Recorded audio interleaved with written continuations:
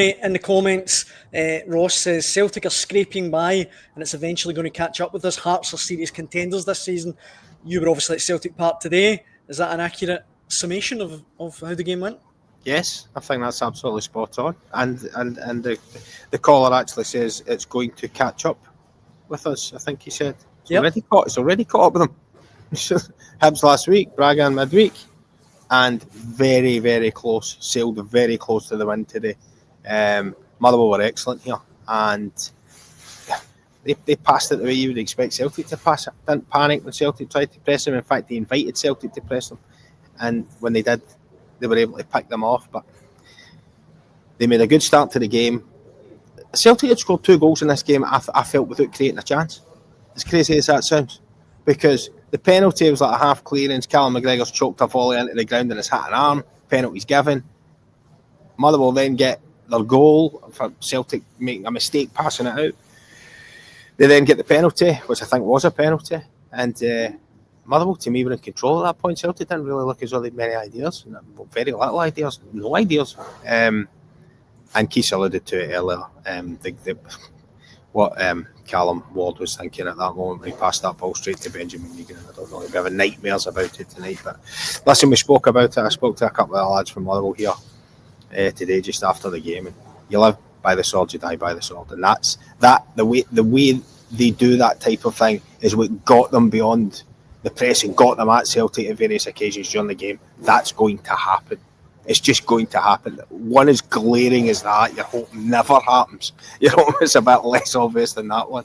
But even at 2-2, I was sitting here about 10-15 minutes to go, and usually at that stage, I mean, listen, any one of us that have seen enough games here at Celtic Park, when it's 2-2 with 15 minutes to go, you have a picture in your head of Celtic battering the door down at the away goalkeeper. It wasn't like that. It wasn't like that at all. It was a gentle chap off the door, I would say. And Motherwell looked as dangerous and threatening as Celtic did when they ran out of legs a wee bit. Motherwell, that's the only thing I would say. But Celtic were nowhere near it. They're nowhere near it. They are nowhere near it at the moment.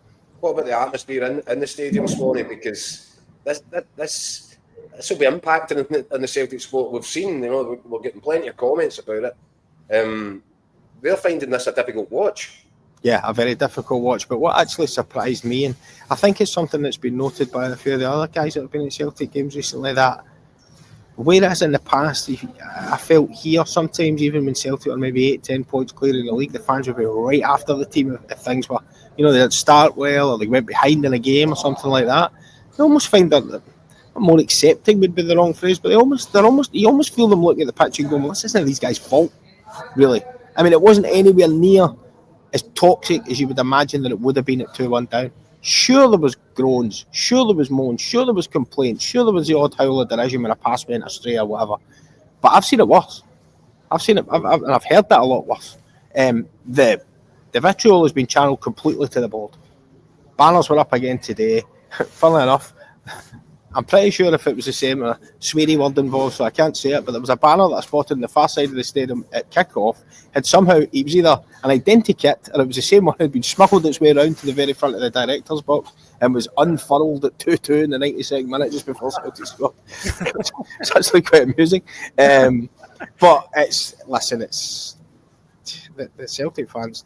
We said it a month ago, 2 or 3 results isn't going to get rid of this. 2 or 3 results isn't going to get rid of this because the fans are. I don't know how they're going to go about getting change. That's the thing, the way they set up is at Celtic. I don't know how they're going to go about getting it. But they seem they won't. But it seems to have cut the team a little bit of slack. And to be fair, Keith and Daniel, they need it because they're nowhere near it. I mean, I'm looking at guys today like Rio Hatate. Nowhere near it. A guy that looks like he should be gone. I think somebody made our colleague Michael Gannon made a good point to me. He said that if you're, unless you're homegrown, if you've been at Celtic for more than 3 years, either you've failed or the club's failed you to move you on. Shouldn't be here longer than that. It's that good. Dies in my head. I mean, listen, dies in my head. I was having a howling game. That's the only word I can use. I ended up having to mark him up because I felt sorry for him when he scored the winning goal. I ended up giving him a 7. Because he played in all the positions across the front line. This is a guy that was being asked to play as a striker because he couldn't get a replacement signed Then they signed 2 wingers who both play on his side, so he ends up having to go and play in the right hand side. He's like I always thought you built your team around a star man. You didn't build a team and shuffle the star man into some space that will just that'll do. Because he signed 2 guys to play off the line. So Maida played all 3 positions today. He played off the right, hopeless. He moved over to the left. Within 5 minutes, he'd done more than what he'd done in the rest of the game, and then he went through the middle and scored the goal. So, got to hand it to him for his perseverance, but there's so many guys not at it. And Celtic are so disjointed, there's no fluidity, there's no pace in the game. And the one thing that people have been making the point about in recent weeks is they've faced the old low block, as they call it these days, but packed defences, and they haven't been able to get the pace and get around and make things happen. And have that today. Yeah. Motherwell played a game that would have given Celtic space if they had the pace and the thrust to get in and make something happen. And they didn't. That's the bottom line. They didn't. They are living hand to mouth at the moment, Celtic. Swan, this comes back to the conversation, and I know what you're going to say. Come back to me in December, blah blah blah. But this is the reason I'm putting a big red circle around this particular season, because so many of the things that you said there ring true. You've got players like Dyson Maida, like Rio Hatate. They've gone through the cycle. Mm-hmm. They're now killing time until they're someplace else, right? Yep.